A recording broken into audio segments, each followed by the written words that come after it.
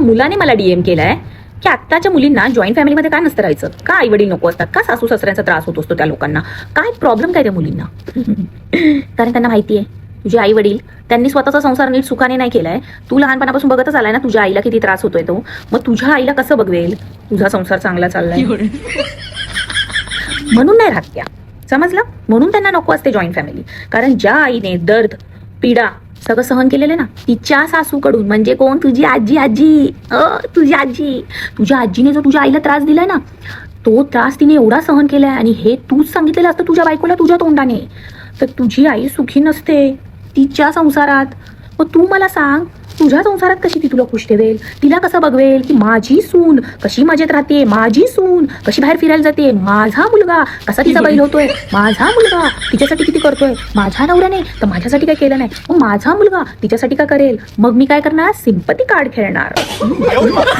हा, मग ती सासू घरामध्ये प्रत्येक वेळी तिची रडगाणी गात बसणार, मला तर काही मिळालंच नाही, माझं तरुणपण तर असंच गेलं, माझ्याबरोबर असंच झालं, तुझी आजी अशीच करायची, तुझी आजी तशीच करायची, बाई तुमची मज्जा आहे बाई सुनबाई, तुम्हाला तर काय कोण बोलत नाही, आम्ही तर काय बोलतच नाही बाई, आमचं आयुष्य असं गेलं, आमचं आयुष्य तसं गेलं, सगळं माझं तरुणपण ते तुमच्या सासऱ्याच्या मागे गेलं, त्यांच्या आई वडिलांच्या मागे गेलं, मला माझं आयुष्यच जगता नाही आलं. मग पोरांना काय होणार, पाजर फुटणार. हो हो हो, अशा पोरांना पाजर फुटतो त्यांच्या आई वडिलांचा. आणि अशा कपलची जेव्हा घरात भांडणं होतात ना तेव्हा त्यांचेच आई वडील मजा बघत बसतात की नवरा बायकोंमध्ये कशी भांडणं चालू आहेत. आणि त्यावेळी ज्या सासूला काम करायला आवडत नाही ना तिच्या अंगात येतो शक्तिमान. त्यावेळी ती सासू तिच्या मुलाला नाही समजवणार, अरे सुनबाई बरोबर भांडण झाले, पॅचअप करून घे, सोडून दे रे, आपलीच आहे ती, असं नाही सांगणार ती सासू. ती काय बोलणार, आपल्याला त्या नवरा बायकोंमध्ये पडायचं नाही बाई, त्या दोघांमध्ये भांडणं झाली त्यांची ती दोघं बघून घेतील, कशाला पडायचं मध्ये, आपल्याला काय करायचंय. हा, पण त्यावेळी ती सासू जी शक्तिमान बनणार ना ती त्या पोरासाठी डब्बा बनवणार, त्याचं पुढे पुढे करणार. हा बाळा आज हे करू का जेवण, आज ते करू का जेवण, आज मटनच करू का, चिकनच करू का, मच्छीच करू का, अंडच करू का, हे असं चालू करणार. हा, त्याच्या पुढे पुढे नुसता मुजरा ठोकत जाणार पोराच्या. पण असं नाही की त्याच्या बायकोला सांगावं किंवा आपल्या पोराला सांगावं की बायको बरोबर बोल म्हणून. हा, जेवढं बोलत नाही तेवढं बरं वाटतं तिला.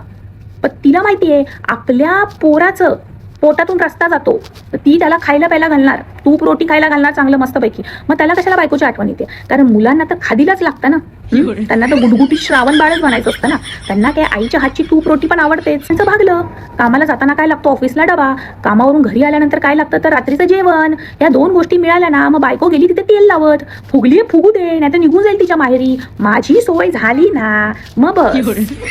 आणि आपल्याला काय, मुलगा घरातलं सगळं बघतोय ना, रेशनिंग कोण आणतोय मुलगा, लाईट बिल कोण भरतोय मुलगा, घरात काय पाहिजे नको ते बघतोय कोण मुलगा. मग त्यांचं नवरा बायकोंचं भांडण झालं तर मरू ते गेलं चुलीत.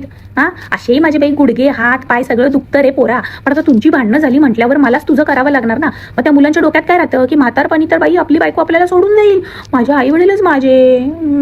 पण ही स्ट्रॅटेजी असते, तुम्हाला नाही माहिती तुमची आई किती शानी आहे ती. कळतंय का तुम्हाला, का अजून पण नाही कळतंय.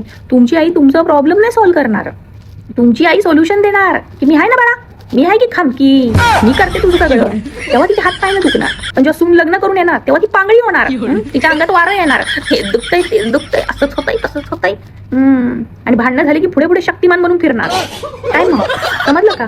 म्हणून पोरींना राहायचं नसतं जॉईंट फॅमिलीमध्ये. काय बोलायचं बाई, नुसतं 4 दिवस सासूचे बोलून अख्खा आयुष्य सासूचंच असतं. खरंच.